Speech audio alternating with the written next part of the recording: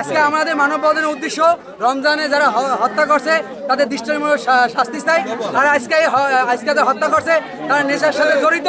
আমাদের অত্র এলাকায় আজকে যারা মারা গেছে ভবিষ্যতে কারো মায়ের সন্তান, কারো বাবা, কারো স্বামী জানি না হারা হয়। এই জন্য আমাদের মানববন্ধন ভবিষ্যতে এই ধরনের কোনো দৃষ্টান্তমূলক এতে শাস্তি চাই। আমরা আমার স্বামীর বিচার চাই, উত্তর বিচার চাই। আমার স্বামীর বাসা দিয়ে ডাকিনি আর আমার স্বামীর মামুন আমার বাসা দিয়ে ডাকিনি। আমরা আমার স্বামী আই আবার হে আবার 10টা বাজে আইছি রমজান বাসায় আপনি ডাকিনি আর বাসা তো আইনা আপনি জানেন আপনি গেছে হে কয় রমজানের বাড়াই দিছি আবার 9টা বাজে রাত্র আইছে সারাদিনও হয় 9টা বাজে আবার আইছি কে রমজান বাসায় আসিস আমি কি আপনি জিনিস ওই পার এই পড়াই নাম হচ্ছে মা। এখন আমার দাবি একটাই আমি ফাঁসি আমি বিচার চাই। আমার স্বামীর উত্তর বিচার চাই। আমার স্বামীর পরিবর্তন রক্তের পরিবর্তন মামুন সুমনের আর দুইজন আমার স্বামীর সুন্দর মতো ডাইকি নেওয়ার পর আর আমার স্বামী বাসায় আমার বাইরে যেভাবে মারছে এরকম মানুষরে মারে না। আর এই যে মারছে এর বিচার চাই। মামুন আর ওর ভাই সুমন আরো আছে মানুষ এগো বিচার চাই।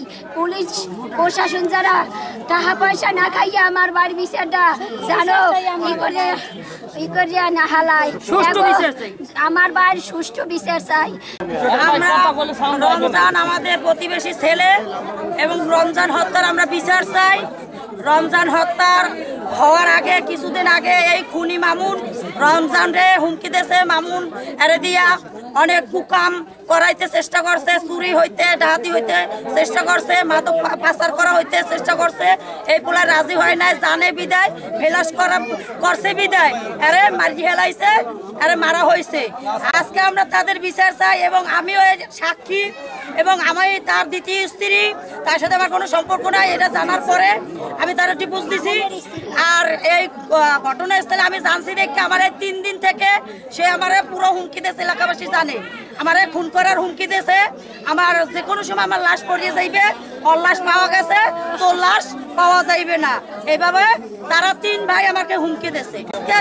দাঁড়াইছি আমার রমজান হত্যার বিচার চাই, ন্যায্য বিচার চাই। আমার হুমকি দিয়েছে 1 নম্বরে মামুন, 2 নম্বরে সুমন, 3 নম্বরে রিপোর্ট। এরা 3 ভাই।